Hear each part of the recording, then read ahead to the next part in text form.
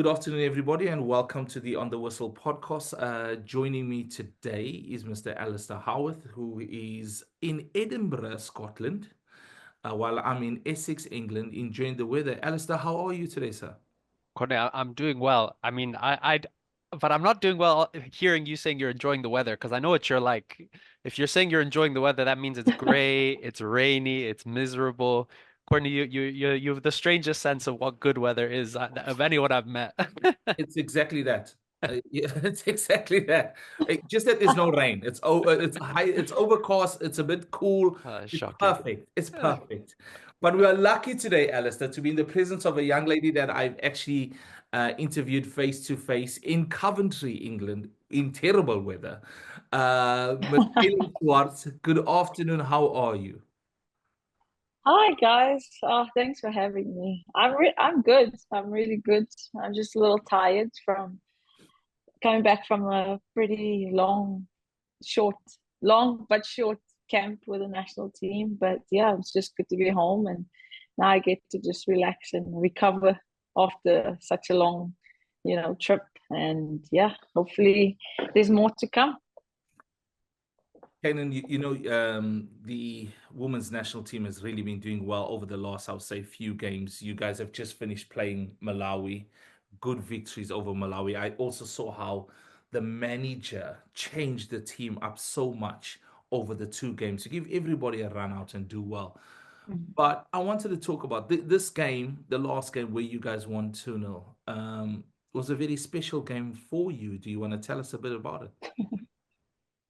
Yeah, well, the victory or both games was it was tough, but I think we really stood out only because of, the direction that we're heading. And, I know the coaches really wanted to try, different combinations and see, in which direction we actually do go in coming, like, because we have the WAFCON coming up in a couple months, which is not very far away.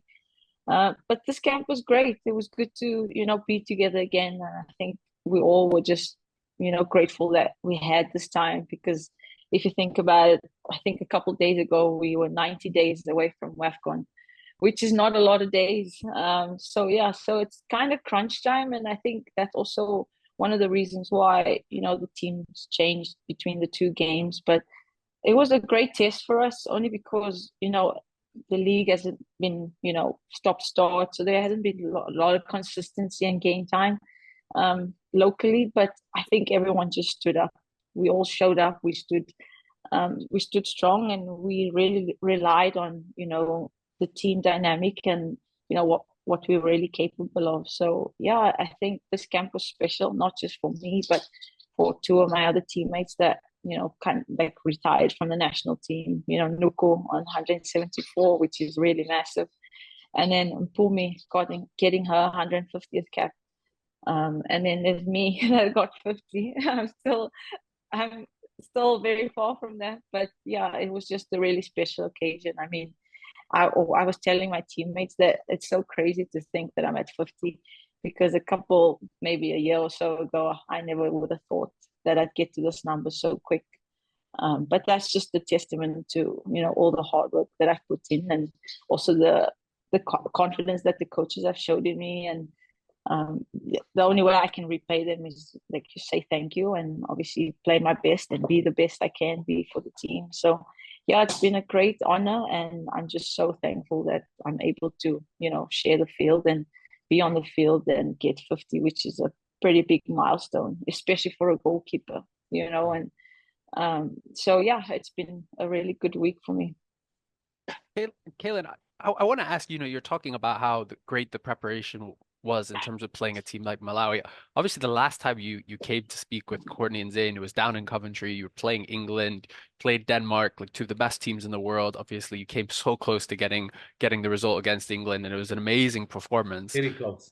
What is the difference when you're kind of preparing for a game against a Lesotho or a Malawi as opposed to an England and a Denmark? And kind of, I guess, how do they prepare you for the WAFCON? Because like you said, that's what it's about right now. Friendlies, results, nothing matters. All that matters is we're preparing for the WAFCON. Like, Mm. how do those different types of games prepare you in different ways? Because obviously that you're not coming up against Malawi or Lesotho at the WAFCON, but you're not also coming up against England and Denmark. How do those kind of type of teams differ in terms of the way it prepares you?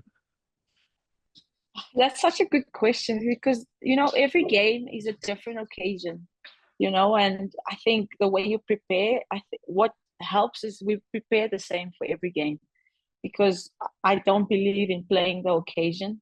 You got to be in the moment and play every match on its merit because on the day, I feel like anyone can beat anyone. And I think it's just for us, it's more the belief that we instill in each other as the weeks go by, the days go by in preparation because hindsight, it's always going to be about the team and how we prepare and what how we show up. So yeah, every game's different, but I think when you play like the top 10 in the nation, like in the countries and the big teams that like England, Denmark, I think that those games in itself is the motivation, and there's always, you always step up in big games, and we always say that when we play these top nations, it's always going to be a big game. But also when we played against Malawi, it was a big game because we were at home. We wanted to obviously impose ourselves as having that home ground advantage, and I think that's very important going forward, not just in tournaments but in any match. Is just play the game and not the occasion, because sometimes the big occasions does get to some players, and I think that's where the team chemistry and the team environment comes in, because it's not about an individual. So I think it's always just us preparing for every game on its merit, and just doing what we can and playing our best, whether it's England, Denmark, Malawi. I mean, they didn't really make it easy for us, but the fact that we stood up and we showed up and we did what we needed to and we got the result, and it also just showed us which how we can when the chips are down, how do we how to respond to that. So it's just been awesome playing these countries, but I think every game is just a different feel to it. You spoke about chemistry, you spoke about environment, you touched on the inconsistent preparation that the league is giving you guys. So how important are these camps for the players to get them ready? What is going on in the camp to intensify the chemistry and create a good environment that lets you be prepared for a good tournament? Oh, that's a loaded one, please. um, there's so many good players in our teams, but there's such good people too, and I think that's a big difference in terms of creating a culture, creating an environment where we can thrive and really be our best. But it really makes it a lot harder in terms of the game time consistency with play time and things like that, because that's also what prepares you when we get into the national team, because then you are already ready to step on the field and showcase your talent. But when there's so much inconsistency with the league and the games that are not happening, it does make it a lot harder for us as players. But because we're such good individuals and that we really do take time to prepare ourselves before camp, I think that does play a big role. It's also just the mentality of us as a team, as individuals, because we really wanted. So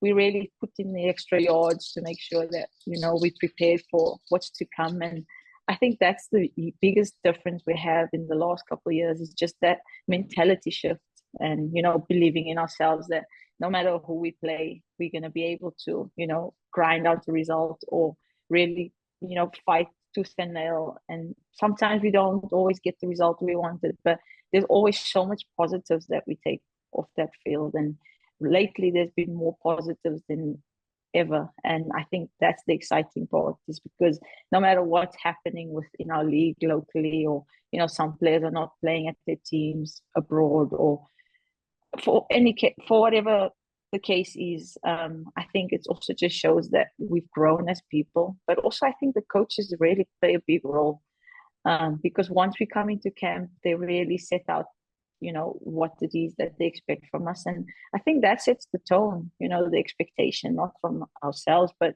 from the coaches, and they've created the environment where we are able to really just be ourselves. And I think that also brings a level of intensity and also competition, because none of us want to lose, or none of us want to be bad players.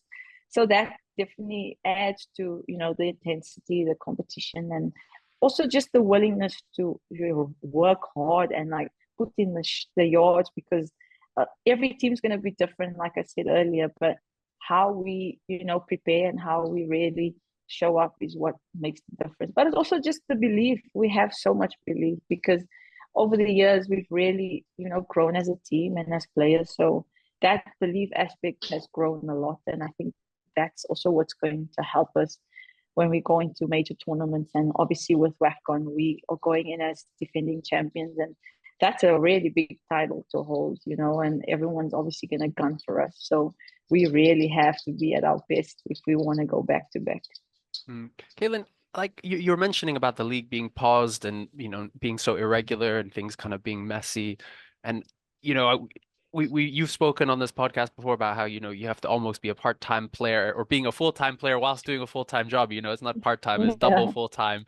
And, even we're seeing Bumi, Nyandeni, who's obviously one of the ones who's retiring, 170 plus caps, how she's a delivery driver as well as, being one of Banyana's all-time, record players in terms of caps, Yeah. performances, a legend. I guess my question is like for us, we were talking about the podcast about the last WAFCON because I was there covering it and just seeing the kind of brilliance of both, Banyana Banyana, but also Morocco and how the Atlas Lioness has kind of captured the imagination of Morocco. I guess my question is for you is, did you expect a bit more in terms of the development since then, and particularly when you guys, followed it up with a brilliant World Cup performance? I was getting, looking through my TikTok and I'm getting these edits of Tembi's goal in the last minute against Italy to kind of get you guys through to the next round, and how kind of magical that moment was. I remember kind of yelling at my TV watching at that.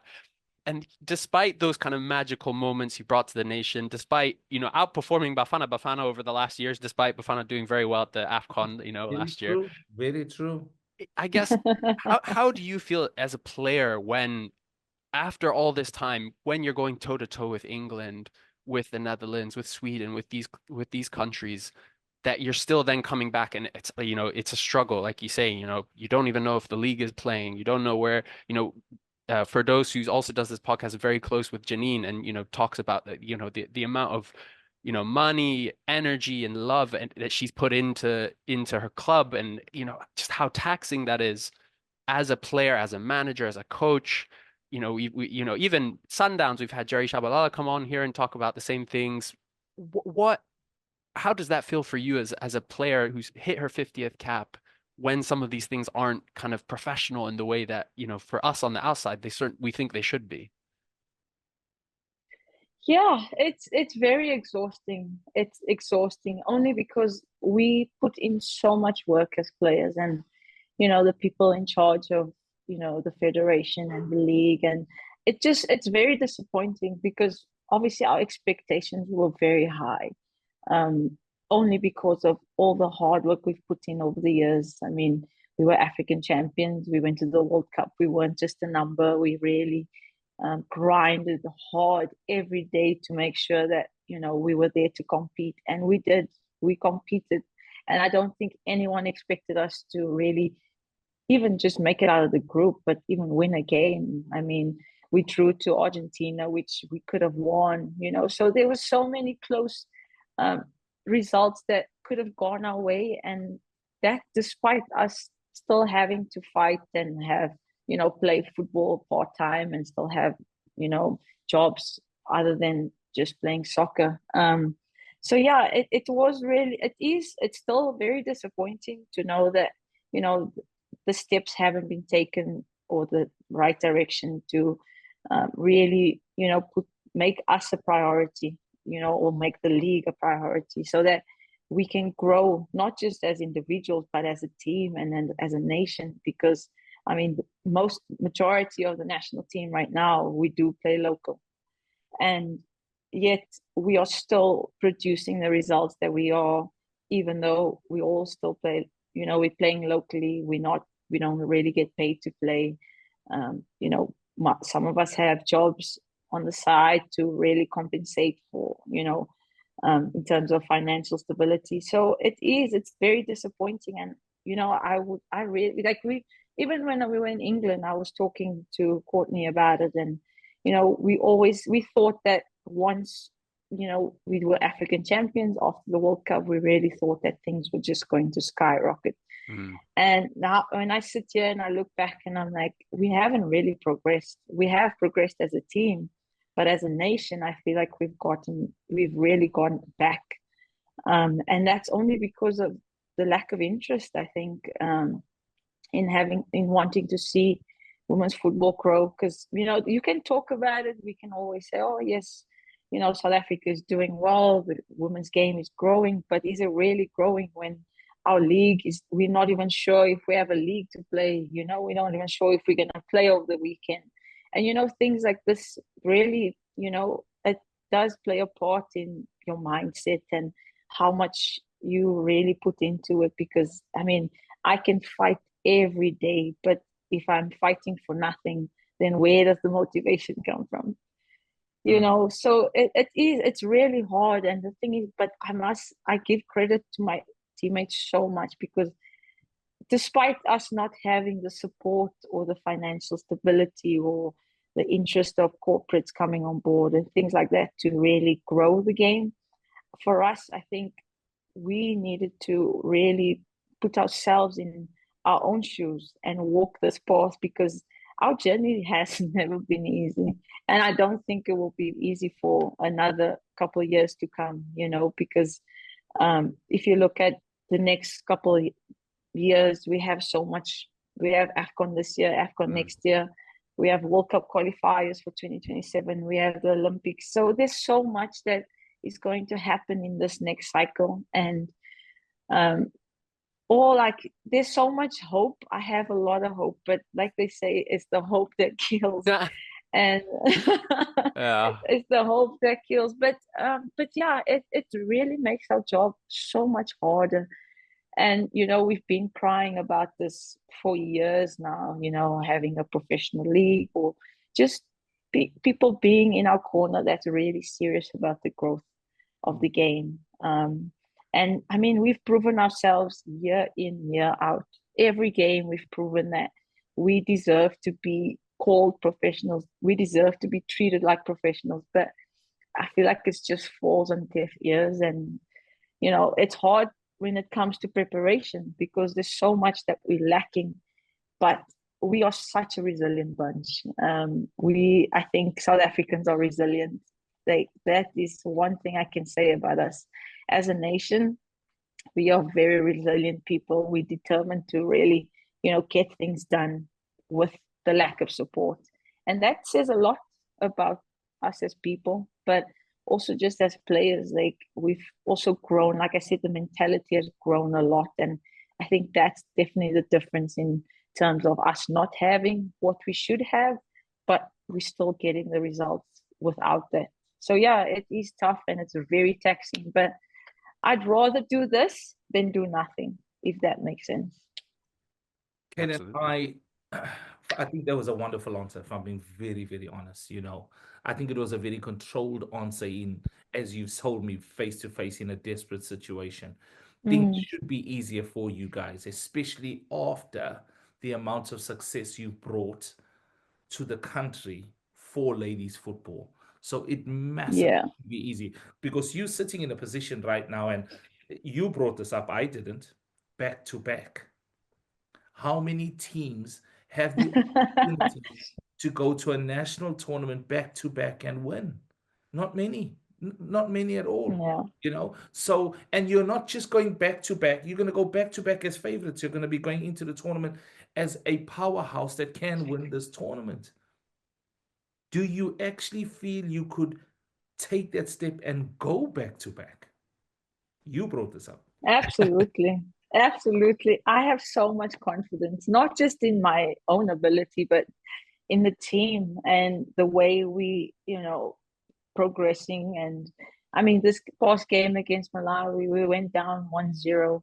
and you could just see the energy shift in terms of, yes, we didn't play great, we didn't have the best of games. I think we could have played a lot better than we did last night, but the way we showed the grit and the resilience of not giving up, and the thing is, that's what makes our team so good, is that when our backs are against the wall, I think that's when you really see what we all about. Certain individuals just raise their level, a little bit, and that rubs off. And I think also, just like I said, the belief that we have within each other, it's massive. And going back to back, it's going to require a lot, and that's where the team chemistry comes in, and that's where the camaraderie within the group. Because on the field, everything, when things are good off the field, things on the field just it takes center stage, and nothing else matters. But I think last night's game really showed that we are capable of grinding out results even when we're not playing well. And for a lot of years, we never had that. When we weren't playing well, results wasn't going our way. And I mean, last night, we really, really, like the last 15, 20 minutes is when we really showed up, and we showed each other that this is what we're made of. Like, this is what we are capable of. We're not playing well, but we're still getting results. And I think that's a good direction a team can go in, because I mean, no coach, a coach couldn't ask for more from their players. If when the chips are down, you're still getting a result. You're trying to do everything you can in your power, to win a game. So yeah, this next WAFCON is going to be tough. Everyone's obviously gonna look at us as the favorites, and I think it's upon us to really go out there and show why we have that title. And I mean, when I look back at 2018, when we lost to Nigeria in the final, and then coming in 2022, they were the favorites to win it Yes. again. And we obviously, the final against Morocco was probably the craziest final I've ever been a part of, and the fact that we won in 2022 just shows that we are capable of being champions. And I have so much confidence in us, only because of the individuals that we have. We have a really good crop of players. We have a bunch of like really good youngsters coming up now, and the senior players are definitely taking their role now as trying to really impose ourselves as the leaders, and making sure that the younger ones are really seeing what it's going to take for us to go back to back. But yeah, I know it's going to be tough, and but I have full confidence, because we're really doing everything we can. Like this past week, we really worked so hard. And the thing is, we're not looking at the games that we have now. Obviously, all our preparations now up until AFCON is towards AFCON. So it's not this week or next week. We're looking ahead in the next couple of months. So yeah, just the hard work we're putting in, and I know that it's going to be tough, but I know we're capable of going back to back. We just have to, show up every match and grind out the result if we have to. And Kaylin, how do you approach the tournament differently? Or I guess I also want to know, how excited are you?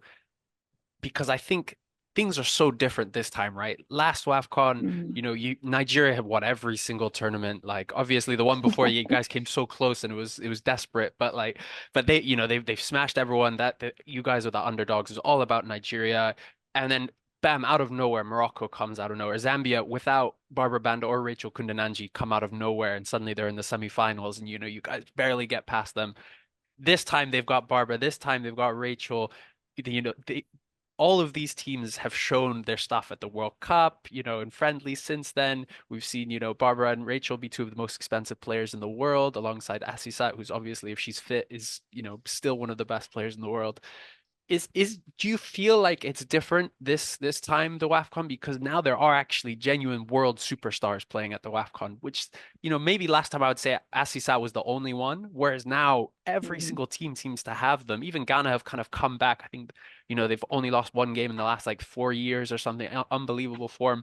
How does that make you feel kind of coming into the tournament? Oh,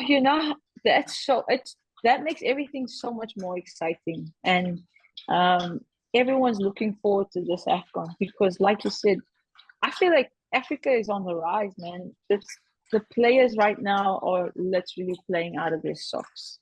I mean, our players that are playing out in Mexico, in Linda that's in Scotland, Bongeka is in Denmark. So the fact that our players are playing abroad and they're really shining, that is what also elevates everything else within the team. And also, I think that's where all the excitement is coming from now for this AFCON because we know the investments that Morocco has made into their national team. Zambia players are thriving in the US. It's just sad that obviously Malawi didn't qualify, but I mean, if you look at Temwa Chawinga, she is killing everyone out there in the States. So I must say that the African players are really, really showing out, and as it should be, because we've always been overlooked for so long, and the fact that they're really performing now and really putting Africa on the map. I mean, there's so many players that are being looked at now, and it's amazing. And that also adds to, the grandness of what this AFCON is going to be. 2023 World Cup was great. We did well. Zambia did well. So there's a lot of expectations. I think the expectation is higher now than it was in 2022. And also, if you look at where all the teams was in 2022 and where we are now, the growth, the ability, I think the skill level, the tactical awareness has grown, and it's hitting skyrockets, and I think it's the sky's only the limit now for Africa.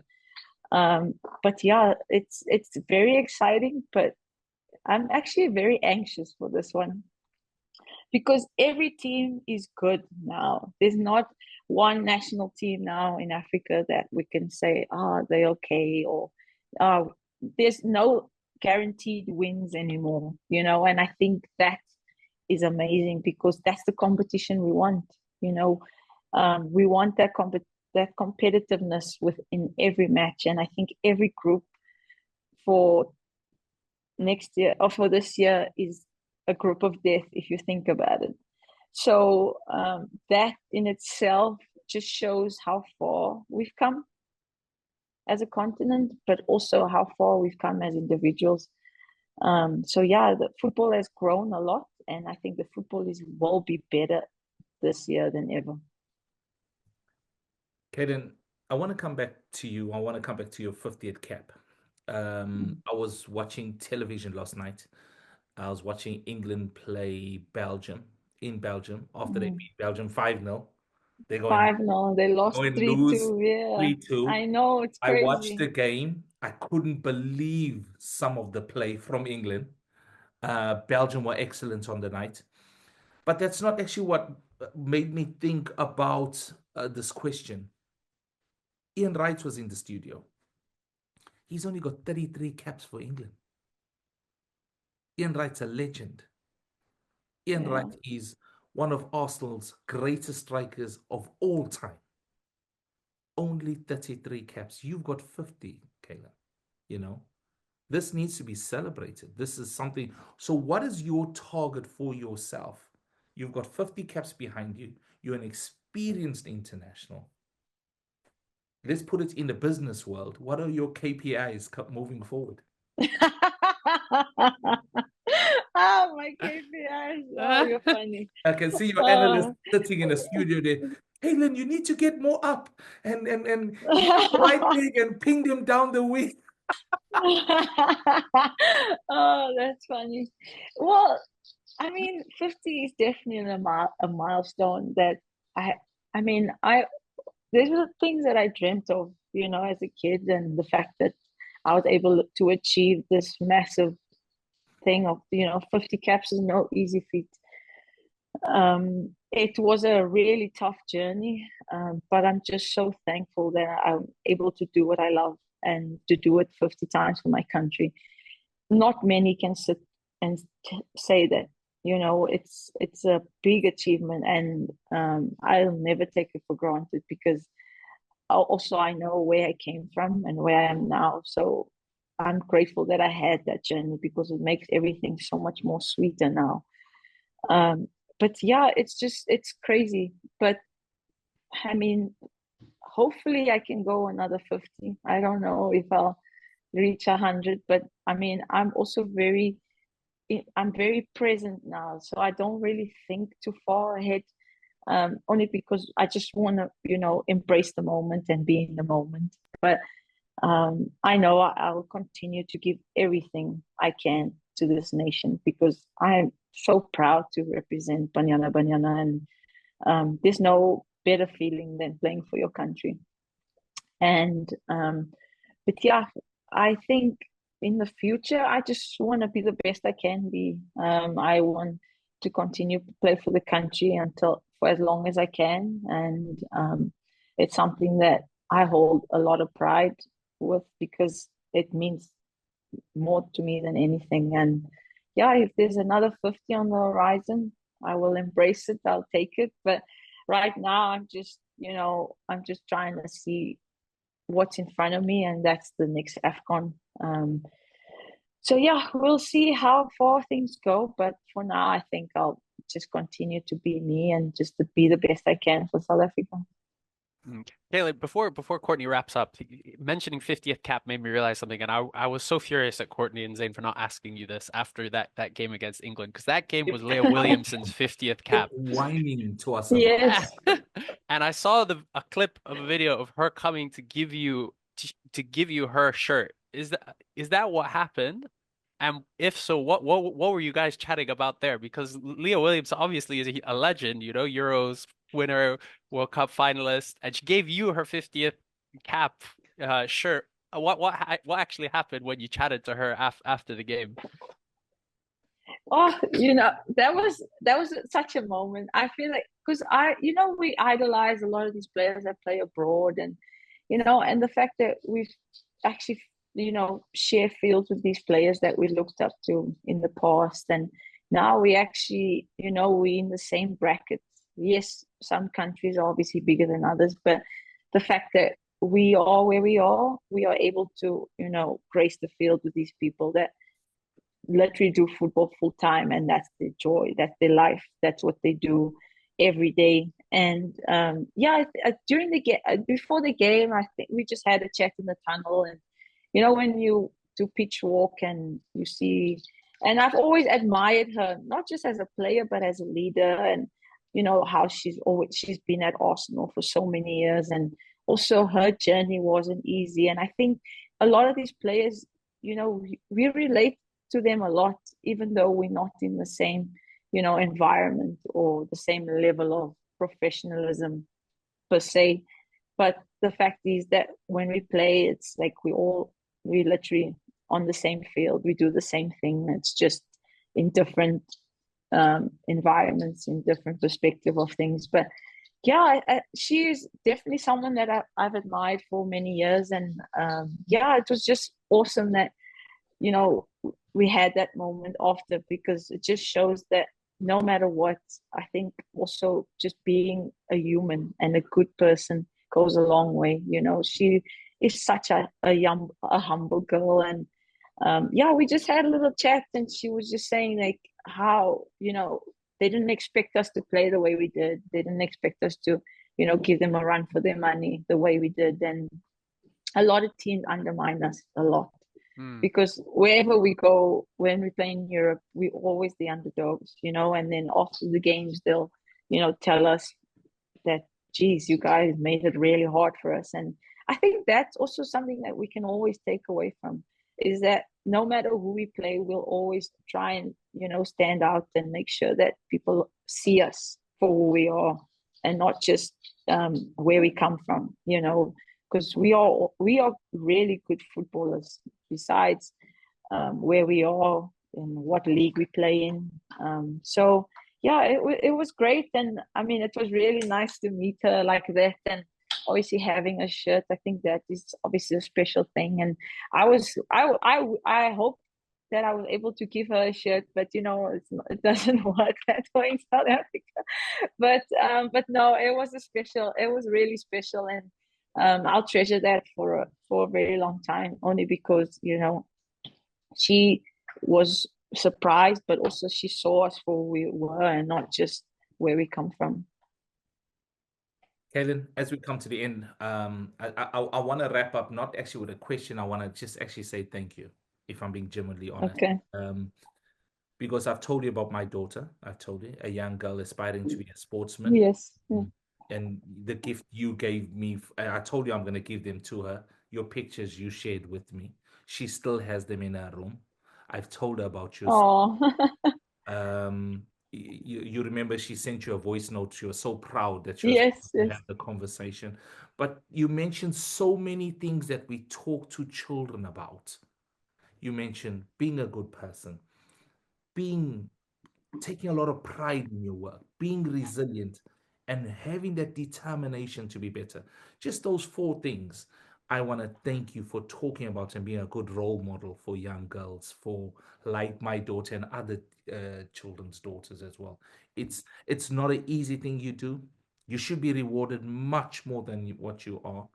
But you are a good role model for us, and not just for my daughter, for the young girls in South Africa. I want to just say thank you for what you do. No, I really appreciate that. Thank you so much. And I think a lot of those things are overlooked in footballers because, a lot of people see us as just that. But I think being a good person goes a very long way. Because once I'm done playing football, I want people to remember Kaylin as the person that, puts a smile on someone's face and, going through life being humbled, but still, putting in the hard work and just being resilient, because life throws you with so many curveballs. And I think how you bounce back and how you respond tells you a lot about what that person is about. And so, yeah, I'm so glad that I'm able to inspire other people, not just other sports people or kids that want to be in sport, but just people in general. So, yeah, I appreciate that. And thank you so much for highlighting that. My pleasure. It's just that I have to throw this in. My daughter hates football. It's okay. She's a rugby player. She likes rugby. It's okay. I have a lot of family members that are not very into football, but Yeah. they appreciate what I do and what I bring. So, yeah. Courtney, I'm disappointed. That's No, that's poor. That's poor. Honestly, the fact that she loves rugby, I'm so happy. Kaylin, thank you. Lovely to speak to you. Thank you for your time. Thank you for your honesty. We wish you all the best. We'll be keeping in touch with you. Alistair will be following the team as he always does. Yeah, awesome. I'm happy. Thank you, guys. Thank you for having me. It's always a good chat with you, Court.